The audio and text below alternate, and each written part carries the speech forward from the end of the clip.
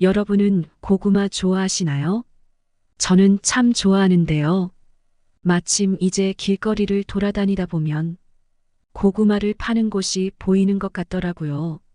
고구마철이 되면 고구마를 들여놓고 두고 먹게 되는데요. 특히 겨울철 따끈따끈한 고구마.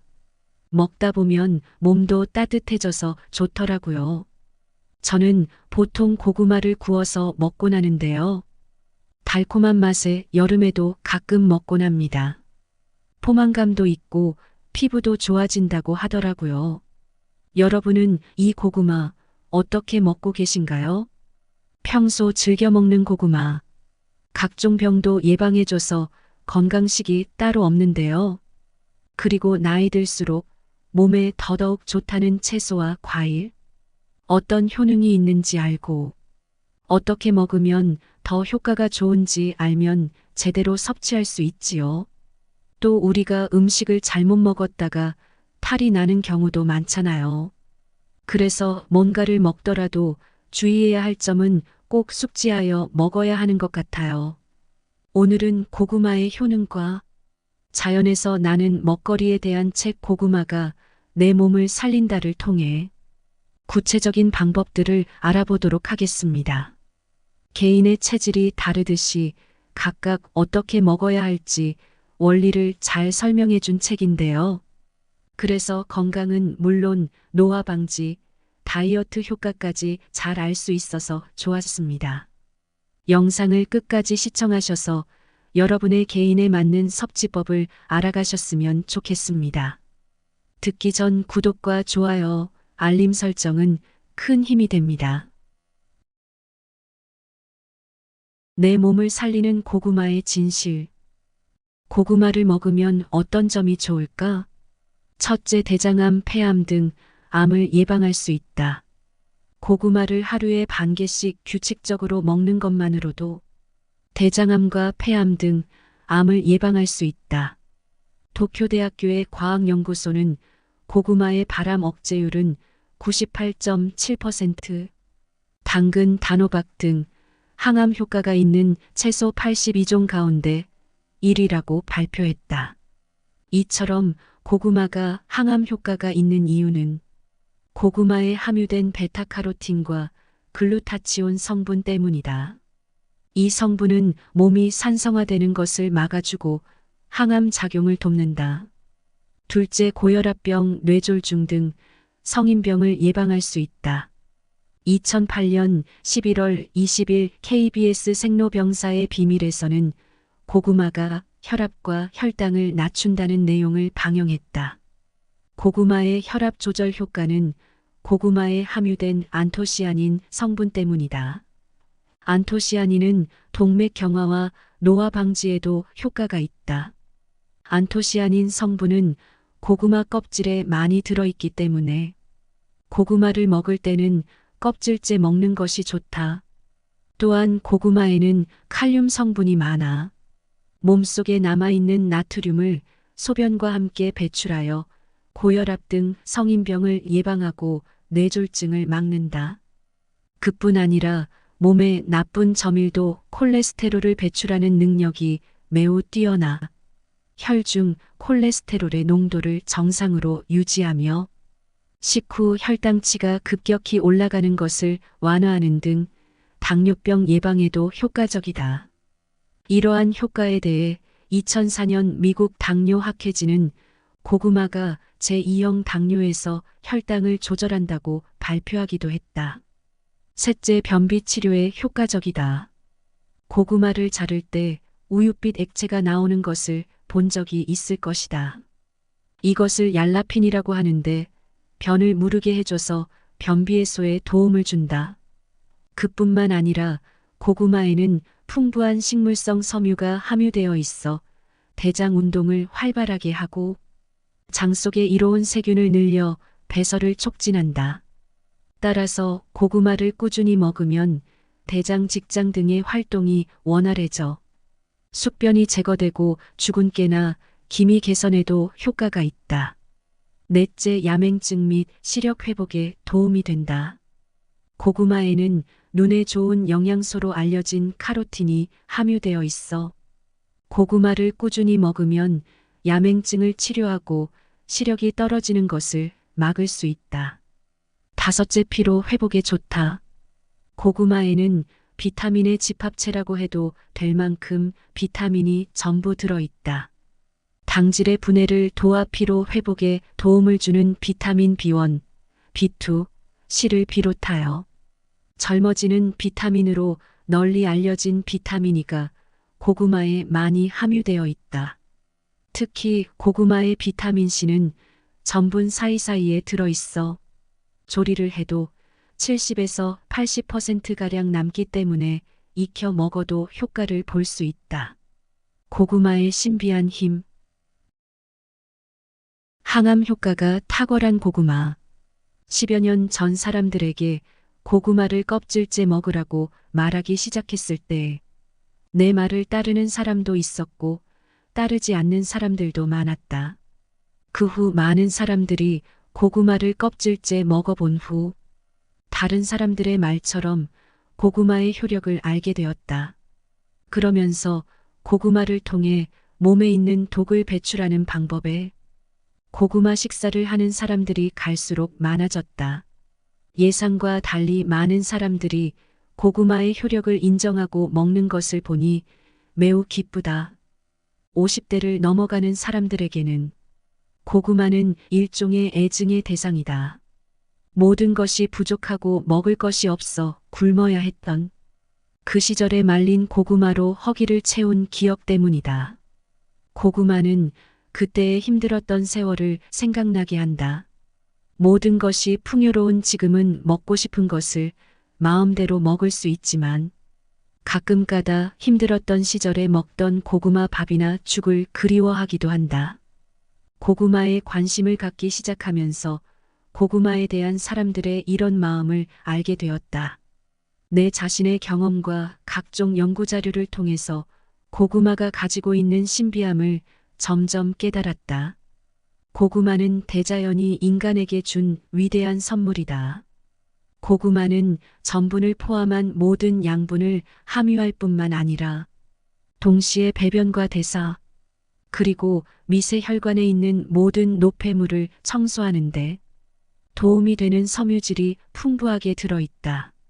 또한 칼슘의 손실을 방지하고 근육을 단단하게 하며 내장이 내려가는 것을 방지하고 호르몬을 전환시키는 효능을 가지고 있다. 물론 고구마가 항암 효과에 탁월하다는 것은 이미 과학적으로 증명되었다. 고구마는 껍질째 먹어야 한다.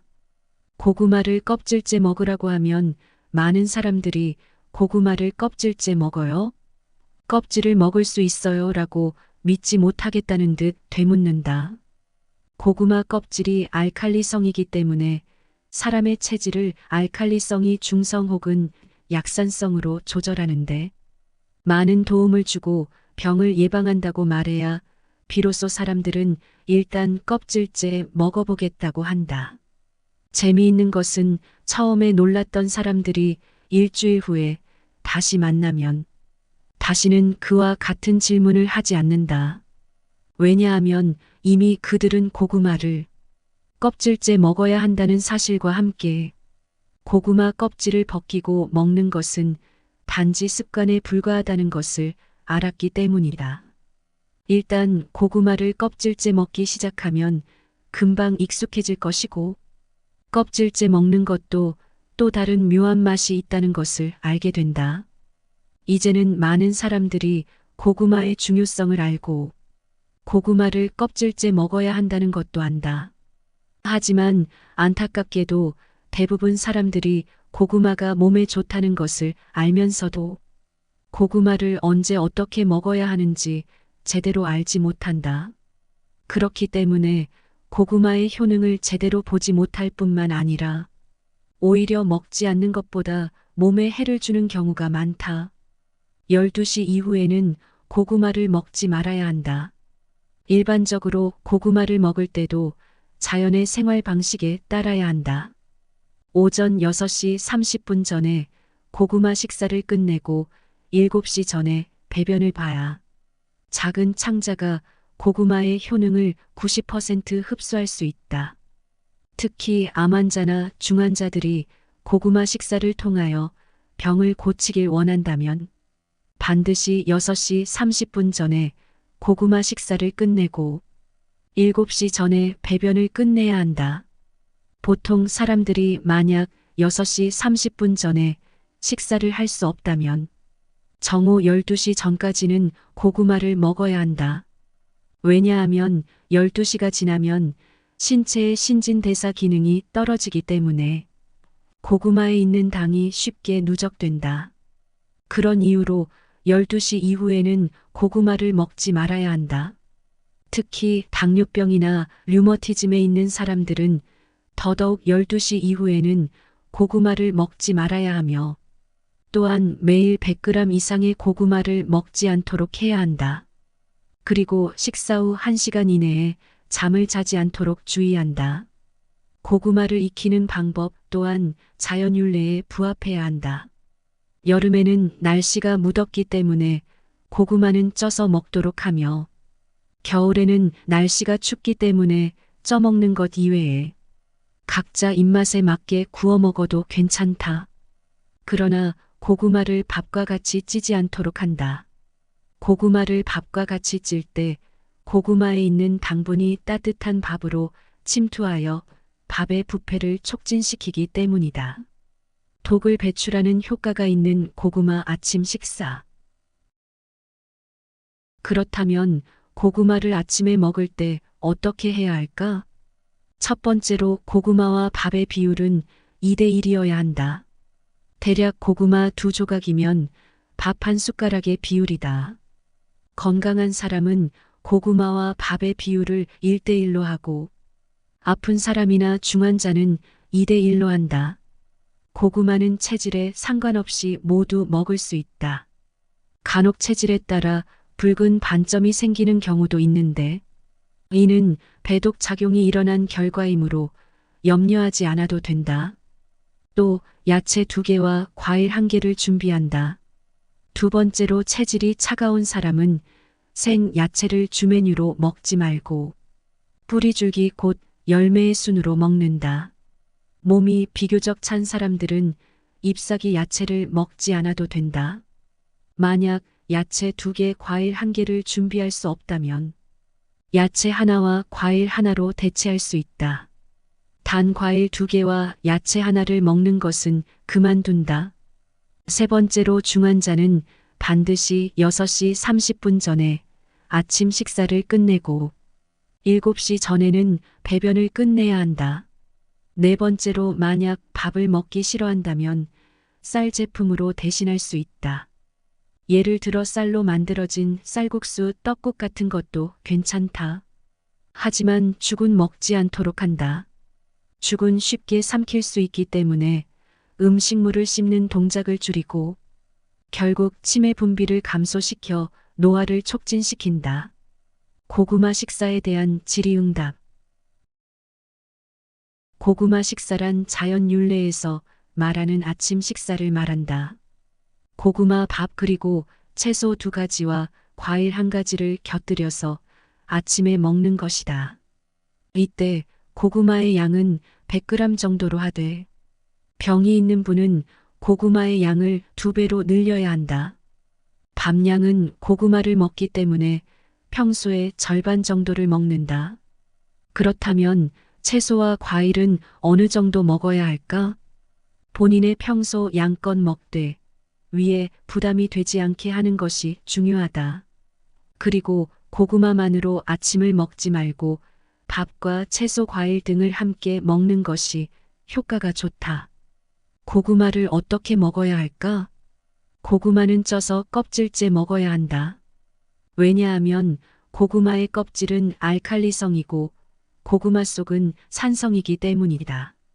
또한 고구마 껍질에는 베타카로틴과 같은 좋은 영양분이 많이 들어있기 때문에 고구마의 영양소를 전부 섭취하려면 껍질째 먹어야 한다. 그렇다면 고구마 식사를 할 때 반찬이나 국찌개는 어떻게 먹어야 할까? 기본적으로 채소 2가지, 과일 1가지를 먹되 반찬은 되도록 채소 위주로 먹어야 한다. 가공식품과 육류는 피해야 한다. 또한 곰탕처럼 오래 끓이고 육개장처럼 자극적인 국과 찌개는 피하는 것이 좋다. 고구마를 반드시 쪄서 먹어야 할까? 고구마는 날 것으로 먹지 않는 것이 좋다. 고구마는 껍질째 먹어야 고구마에 들어있는 영양분을 충분히 섭취할 수 있다. 그런데 생고구마를 껍질째 먹으면 껍질에 붙어있는 기생충 알을 함께 먹을 수도 있고 소화력이 약한 사람은 위가 상하기도 한다. 전자레인지에 고구마를 쪄도 될까? 일반적으로 어떤 음식이든 전자레인지를 사용하는 것은 좋지 않다.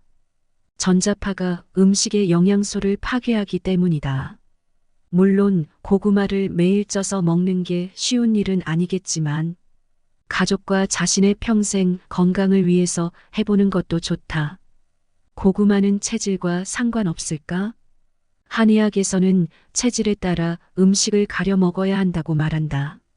하지만 한의학과 서양의학을 두루 섭렵하고 수많은 임상 사례를 가지고 있는 저자에 따르면 고구마는 체질과 큰 상관이 없다고 한다.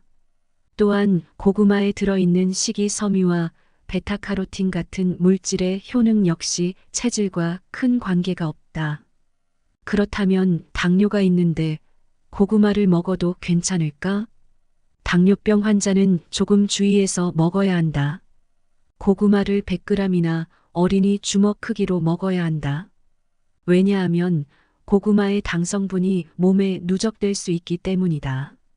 당뇨병이 있다면 점심 이후에는 절대 고구마를 먹지 말아야 한다. 오후에는 우리 몸의 신진대사 효율이 떨어져 당이 쉽게 몸에 쌓이게 된다. 어떤 고구마가 좋을까? 기본적으로 모든 고구마에는 책에서 설명하는 효능이 있다. 호박고구마, 밤고구마, 물고구마 어떤 것이든 상관없다. 하지만 껍질 색깔이 붉고 고운 것에 베타카로틴이 상대적으로 더 풍부하다. 고구마 대신 감자를 먹어도 될까? 고구마와 감자를 비교할 때 감자보다 고구마가 좋다. 하지만 여름처럼 고구마를 구하기 어렵다면 대신 감자를 드셔도 좋다. 과일과 채소는 어떤 것을 먹어야 할까?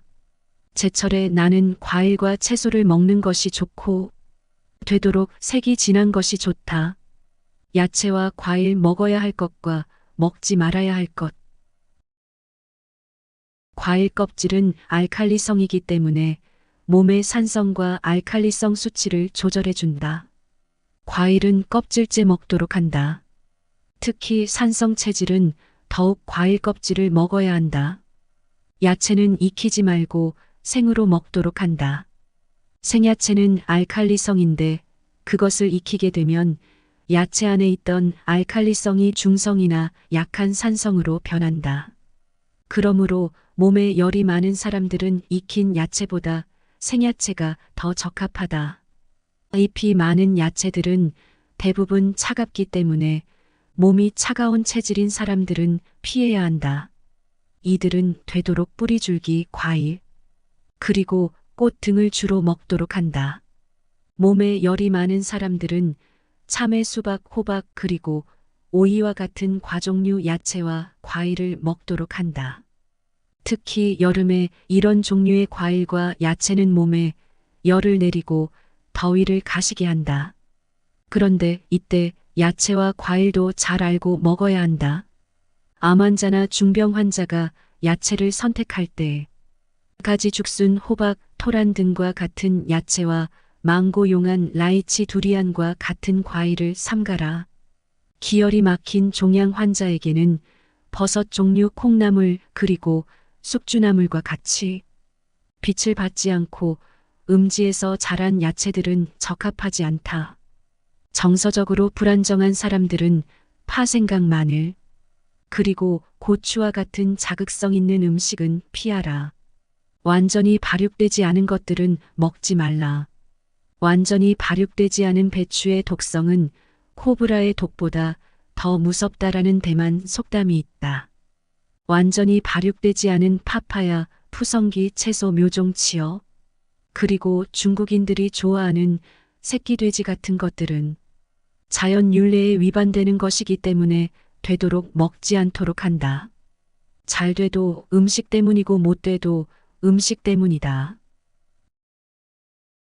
허기지면 먹는 것이 동물의 본능이지만 인간처럼 닥치는 대로 먹는 동물은 거의 없다. 하늘을 날아다니는 것, 땅에서 기는 것, 나무에서 자라는 것, 물에서 사는 것 등 인간이 먹지 못하는 것은 없다. 독이든 약이든 우선 먹고 보자는 식이다. 먹는 것이 남는 것이다라는 말이 있는데 정말 그럴까? 모든 것이 부족했던 옛날에는 이 말이 통했는지 몰라도 모든 것이 풍족한 시대에 살고 있는 우리들은 기회만 있으면 먹고 마시는 것에 익숙해져 버렸다. 이런 식생활 습관이 현대인에 보이지 않는 암살자가 된 것이다. 먹고 마시는데 많은 돈을 소비하지만 얻는 것보다 잃는 것이 훨씬 많아. 결국에는 건강을 해치게 된다. 잘 돼도 음식 때문이요, 못 돼도 음식 때문이다라는 말을 사람들에게 자주 한다. 음식을 올바르게 먹으면 온갖 질병을 피할 수 있지만 음식을 잘못 먹으면 많은 질병을 초래할 수 있기 때문이다. 그렇기 때문에 신중하게 음식을 선택해야 한다. 음식을 올바르게 먹으려면 우선 식물의 속성을 알아 그것에 맞게 식사를 해야 한다. 그렇다면 식물의 속성이란 무엇일까? 생소한 말 같지만 가장 중요한 원리는 제땅제철 적절한 시기 적당한 장소이다. 되도록 제땅제철에 나는 풍성한 야채와 과일을 먹도록 하라. 그러면 걱정을 하지 않아도 된다. 또한 자연 윤례를 따르기 때문에 적절한 시기 적당한 장소에 자연 에너지를 받아들일 수 있다. 그럼으로써 신체에 필요한 양분을 공급하고 불필요한 독소를 몸에서 배출한다. 열대 지방에서 자라는 동식물은 한대 지방에서 자라는 동식물과 전혀 다르다. 특정 지방에서 자라는 동식물들은 제철에 그 지방에 사는 사람들에게 필요하고 적합한 영양분과 속성을 가지고 있다. 예를 들어 열대 지방에 사는 사람이 한대 지방의 음식물을 섭취한다면 그것은 스스로 자연 윤례를 위배하는 것이다. 오랫동안 이런 식생활을 유지한다면 병에 걸리는 것은 당연하지 않은가. 자연에 따른 섭취 원리. 사람의 몸은 마치 소우주와 같다. 몸 안에 있는 모든 신체의 기관들이 자연 윤례에 따라 일과 휴식의 조화를 이루면서 운행한다. 자연 윤례에 따라 살아간다면 복잡한 과학기술에 의존하지 않고 건강을 유지하고 장수할 수 있으며 또한 평화롭고 행복하게 살 수 있을 것이다. 우주의 해달 그리고 별들은 그들 나름대로 운행 법칙이 있고 밤낮이 분명하며 절기의 순서가 있는 것처럼 모든 것들은 어떤 법칙에 의해서 운행된다. 산과 들의 풀과 나무, 새와 짐승, 곤충 그리고 물고기 등 세상의 모든 것 또한 그들 나름대로 자연 윤례에 따르면 자신들이 존재하는 목적에 따라 살아가고 있다. 자연 윤례에 따르면 병이 사라지고 젊어질 수가 있다. 인간은 만물의 영장인 동시에 대자연의 일부이기 때문에 당연히 대자연의 윤례에 따라야 한다. 예를 들면 제땅제철의 음식을 먹어야 하며 기후에 따라 적당한 지방을 섭취해야 한다. 또한 천지 운행과 조화를 이루며 인체의 경락 운행에 따라 생활해야 한다. 안타깝게도 현대인들은 무지하고 이기적일 뿐만 아니라 탐욕스럽고 오만하기 때문에 자연 윤례를 위반하고 자연적 평형을 교란시키고 말았다. 결국 자연이 가지고 있는 상생적인 요소를 파괴한 것이다. 만약 사람들이 자연 윤례를 따른다면 건강과 아름다움을 얻을 수 있을 것이다. 지금까지 있었던 병들도 저절로 치유될 것이며 얼굴에 있는 세월의 흔적도 사라질 것이다. 우리가 가지고 있는 모든 자원을 감사하는 마음으로 끌어안고 낭비하지 않으며 서로 공유하고 겸손한 마음으로 사용한다면 모든 사람들이 풍요롭고 행복하게 살 수 있을 것이다. 자연 율례에 따르면 일체의 만물은 생성되고 소멸되기 마련이며 올라가면 내려오기 마련이기에 이 세상의 어떤 것도 이 법칙을 벗어날 수 없다. 하지만 정확한 생활 습관과 사고방식을 가지고 살아간다면 노화와 질병을 멀리 할 수가 있다. 제땅, 제철의 음식이 가장 좋은 음식이다. 예를 들면 한국의 여름은 아주 무덥기 때문에 대자연은 신비하게도 수박이나 참외 같은 과종류의 과일이 나도록 안배했다. 한국의 여름철 시장에서 가장 많이 볼 수 있는 과일과 야채는 수박, 참외, 호박, 오이 그리고 열무 등이다. 이런 것들은 첫째 더운 여름에 더위를 식히는데 효과가 있다. 그리고 둘째 몸에 열을 내리는데도 도움을 준다. 겨울이 되면 날씨가 춥기 때문에 시장에 널려 있는 과일과 야채는 몸을 보양해 주는 것들, 즉 배추, 시금치, 당근, 감, 귤 같은 것들로 바뀐다. 나는 오랫동안 대만 사람들에게 밀가루 음식이나 보리, 귀리 같은 잡곡 대신 쌀밥을 먹으라고 강조했다. 각종 곡물보다 쌀이 대만 기후에 더 알맞아 대만 사람에게 적합하기 때문이다. 하지만 북경이나 티베트 사람들에게 적합한 것은 쌀이 아니라 그 지방에서 풍성하게 나는 밀과 같은 곡물이다. 소위 산을 낀 곳에서는 산을 이용해서 먹고 살고 강을 낀 곳에서는 강을 이용해서 먹고 산다라는 말은 바로 제 땅 제 곳의 음식을 먹는다는 간단한 원리를 의미한다. 많은 사람들이 인삼을 좋아한다. 인삼은 몸에 좋지만 인삼의 주산지가 한국에 높고 차가운 곳이기 때문에 습기가 많은 열대 지방인 대만과는 맞지 않는다. 한국인들에게 인삼이 적합한 이유는 한국의 겨울이 매우 춥기 때문이다. 인삼은 몸의 한기를 없애고 기를 보양하지만 보편적으로 습기가 많고 더운 지방인 대만에서 인삼을 복용하면 몸을 건조하게 하거나 과도한 보양으로 인하여 부작용이 일어난다. 그래서 대만 사람들에게 인삼은 적합하지 않다. 대자연은 어느 특정한 민족을 특별히 편애하지 않고 모두에게 공평하다. 한국인에게는 인삼을 주었지만 대만이나 다른 지방 사람들에게는 그들의 몸을 보양할 수 있는 다른 식물을 주었다. 예를 들어 주부들이 시금치를 다듬고 나서 무심코 버리는 뿌리는 영양에서나 효능에 있어 인삼과 비교해도 전혀 손색이 없다. 몸의 원기를 보호하는 것이 인삼의 주요 효능이지만 시금치 뿌리 또한 풍부한 철분을 함유하고 있어 인삼과 마찬가지로 원기를 돕는 효능을 가지고 있다. 이처럼 적절한 시기 적당한 장소에서 나는 것들을 통해서 자연 율례의 오묘한 섭리를 발견할 수 있다. 제 땅, 제철의 야채와 과일에는 농약이 적게 들어간다.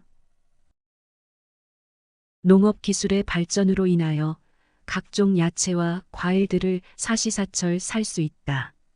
하지만 사시사철 살 수 있다고 해서 많이 생산된다는 의미는 아니다. 시장의 수요를 충족시키기 위해 많은 야채와 과일이 특별한 기술로 사시사철 생산되는 것이다. 제철에 나지 않는 야채와 과일을 인공적으로 생산하려면 많은 농약과 비료를 사용할 수밖에 없다. 그렇기 때문에 사람이 먹기에는 적합하지 않다. 예를 들어 여름에 씨를 뿌려 겨울에 재배하는 양배추는 자연의 순리를 따른 것이므로 당연히 겨울에 먹어도 된다. 하지만 제철이 아닌 시기에 양배추를 재배하려면 많은 농약과 비료를 뿌려야 한다. 즉 제철에 낫지 않는 양배추는 모양은 보기 좋으나 사람이 먹기에는 부적당하다. 경험에 의하면 제 땅 제철에는 야채와 과일을 가격으로 쉽게 구별할 수 있다. 일반적으로 제철에 풍성하게 나는 야채와 과일은 가격이 아주 저렴한 반면 제철에 나지 않는 것은 대체로 비싸다. 되도록 가격이 싼 야채와 과일을 사도록 하라. 그러면 거의 문제가 없을 것이다. 제철, 제곳의 야채와 과일은 암을 방지한다. 야채와 과일을 매일 먹으면 병을 피할 수 있다고 하지 않았어요? 그런데 왜 아직도 자주 병에 걸리나요? 야채와 과일이 항암 효과가 있다고 하는데 왜 제가 암에 걸렸나요? 사람들이 자주 하는 질문이다. 그럴 때마다 야채와 과일을 올바르게 먹습니까? 먹을 수 있는 야채와 과일이 무엇이며 먹지 말아야 하는 것이 무엇인지 아나요라고 반문하면 사람들은 어이없다는 표정으로 나를 쳐다보면서 먹지 말아야 하는 야채와 과일도 있냐고 말한다. 야채와 과일이 사람에게 좋다는 것은 의심할 여지가 없지만 앞에서 언급한 것처럼 자연 율례에 입각한 제땅 제철 적절한 시기와 적당한 장소에서 재배되는 야채와 과일을 개인의 체질에 맞게 섭취해야 한다. 예를 들어 한국의 여름은 대체적으로 아주 무덥기 때문에 산성 체질인 사람들이 병에 걸리기 쉽다. 그래서 산성 체질인 사람들은 중성이나 알칼리성 음식을 섭취함으로써 체질이 중성이나 알칼리성이 되도록 해야 한다. 반면 겨울이 되면 날씨가 춥기 때문에 산성 식물을 섭취함으로써 몸의 한기를 줄일 수 있다. 그렇다면 야채, 과일, 생선 그리고 고기를 어떻게 산성과 알칼리성으로 구별할 수 있는가? 생야채는 일반적으로 알칼리성이지만 익히면 대개 산성으로 변한다. 과일의 껍질은 대개 알칼리성이고 닭고기, 소고기, 돼지고기, 오리고기, 생선들 모두는 산성에 속한다. 이제 왜 내가 사람들에게 과일은 깨끗이 씻어 껍질까지 먹고 야채 또한 깨끗이 씻어 생으로 먹으라고 하는지 이유를 알 것이다. 많은 사람들이 어떤 방식이든 자연 율례에 순응하여 정확하게 먹는 법을 알아 건강한 체질을 유지했으면 하는 마음이다. 체질에 따라 다른 야채와 과일을 먹어야 한다. 사람들의 체질은 개인마다 각각 다르다. 몸이 차가운 사람이 있는가 하면 몸에 열이 많은 사람도 있다. 자주 설사하고 손발이 찬 사람들은 되게 몸이 차가운 사람이다. 변비가 잦고 입과 혀가 깔깔하고 입이 자주 트고 여드름이 많이 나거나 코피가 자주 나는 사람들은 몸에 열이 많은 사람이다. 이렇기 때문에 사람에 따라 야채와 과일을 다르게 선택해야 한다. 몸이 찬 사람들은 되도록 제 땅 제철에 나는 식물의 뿌리줄기 과일 그리고 꽃 종류의 야채 순으로 먹고 시금치와 같은 잎사귀 야채들은 되도록 삼가야 한다. 열이 많은 체질인 사람들은 수박 같은 과일 종류를 많이 먹고 열을 내리게 하고 몸을 차갑게 하는 시금치와 같은 잎사귀 야채들을 자주 먹도록 한다. 쉽게 긴장하거나 실망하는 사람들 혹은 정신적으로 문제가 있는 사람들은 파, 생강, 마늘 그리고 고추와 같이 자극성 있는 음식을 되도록 적게 먹어야 한다. 무엇이 절대적으로 좋은 것도 없고 나쁜 것도 없다. 어떤 식물이 다른 식물보다 더 좋다고 혹은 나쁘다고 단정 지을 수 없다. 가장 중요한 것은 때와 장소, 그리고 사람의 체질에 따라 음식을 조절해야 한다는 점이다. 야채와 과일을 선택할 때도 마찬가지이다. 자신에게 맞는 것을 선택하고 올바르게 먹어야 한다. 자신에게 맞는 음식을 먹으면 그것은 보약이 되지만 자신에게 맞지 않은 음식을 먹으면서 어떻게 병을 이기겠는가? 자연스러운 생활습관 계획표. 자연윤례에 따른 생활 시간을 정리해보면 다음과 같다. 오후 9시부터 11시까지는 삼초경이 활동하는 시간이다. 생식계통과 내분비 계통 그리고 신경계통이 휴식을 취해야 하기 때문에 운동이나 신경을 쓰는 일들을 삼가해야 한다. 즉, 이때는 모든 것을 중단하고 수면해야 한다. 밤 11시부터 1시까지는 담경 즉 쓸개가 운행하는 시간이므로 이때 신체 활동을 멈춰서 완전한 휴식 상태가 있어야 한다. 오전 1시부터 3시까지는 간경이 운행하는 시간으로서 이미 깊은 수면 상태로 들어가 간장이 충분한 휴식을 취하도록 해야 한다. 이 시간에 만약 자지 않고 일을 하거나 계속 술을 마시면 몸에 어떤 피해를 주는지 그 다음날 알 수가 있다. 특히 간 기능이 좋지 않은 사람들은 더욱더 조심해야 한다. 오전 3시부터 5시까지는 폐경이 운행하는 시간이다. 평소에 폐가 좋지 않은 사람들은 이 시간에 기침을 많이 한다. 그런 사람들은 기후변화에 주의하고 되도록이면 몸을 따뜻하게 해야 한다. 오전 5시부터 7시까지는 대장경이 운행하는 시간이므로 이때는 아침 식사와 배변을 끝내야 한다. 만약 이때까지 잠을 자면 큰 창자가 배변 작용을 할 수 없기 때문에 몸에 독소가 누적되어 병을 얻게 된다. 자연 윤례에 따르면 아침 식사는 6시 30분 전에 끝내야 하며 7시 전에 배변을 끝내야 한다. 오늘 들어보신 이야기 어떠셨나요? 저는 우리가 고구마 한 개를 먹더라도 잘 알고 먹어야겠구나 했습니다. 고구마를 사람에 맞게 잘 먹지 않으면 오히려 몸에 독이 된다는 생각이 들었어요. 책에서 이 점을 사람의 몸에 따라 잘 설명해 주어서 이해가 쉬웠습니다. 마찬가지로 채소와 과일이 몸에 좋다는 것을 잘 알고 있었어도 어떻게 먹어야 할지 구체적인 방법은 떠오르지 않을 때가 많았는데요. 자연적인 것이 가장 좋은 것인 것처럼 자연에 맞게 생활 습관과 원리에 대해 구체적으로 설명해 주어서 좋았습니다. 저도 한번 이 책을 통해 알게 된 고구마 잘 먹는 법을 실천해 보아야겠습니다.